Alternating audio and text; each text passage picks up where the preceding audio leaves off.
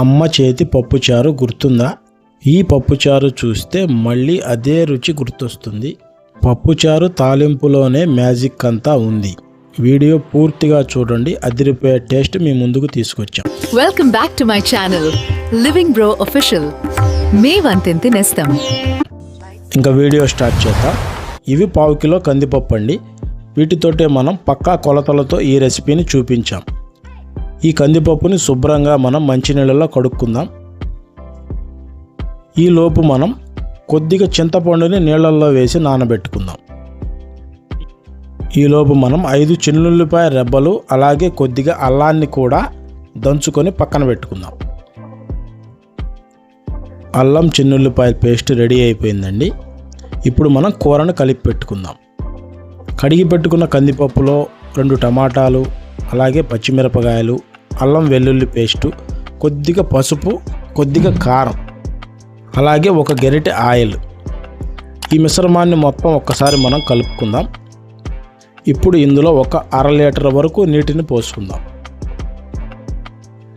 ఇదంతా ఒక్కసారి కలుపుకొని సమయం ఉన్న వాళ్ళు 1 అరగంట అయినా దీనిని పక్కన పెట్టుకోండి.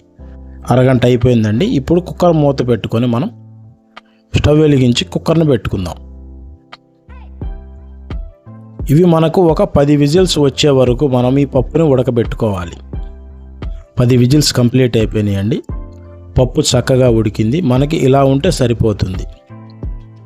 ఇప్పుడు దీంట్లో కొద్దిగా ఉప్పు వేసుకొని పప్పు గుత్తితోటి మొత్తాన్ని మెదుపుకుందాం. పప్పు మెత్తగా ఉడికిందండి. ఇలా ఉంటే మనకి సరిపోతుంది.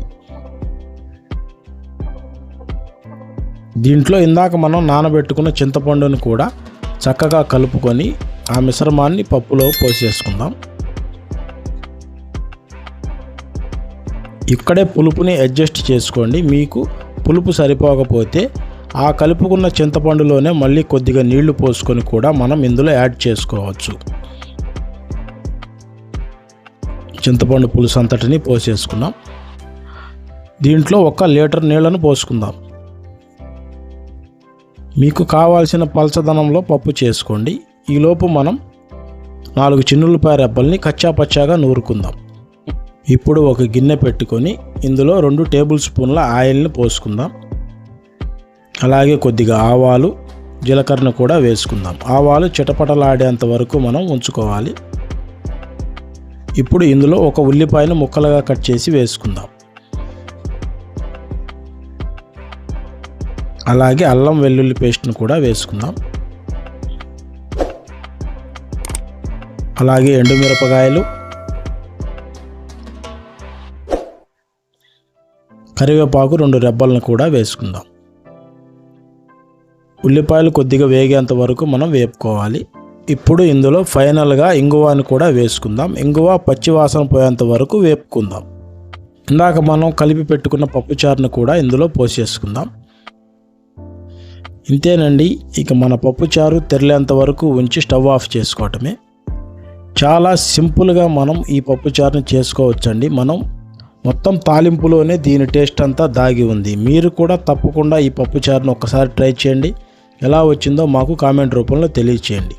మీకు ఈ వీడియో నచ్చినట్లయితే లైక్ చేయండి, షేర్ చేయండి, అలాగనే మన ఛానల్ని సబ్స్క్రైబ్ చేయండి. Thank you friends. Bye. Thank you for watching. Subscribe for more delicious recipes.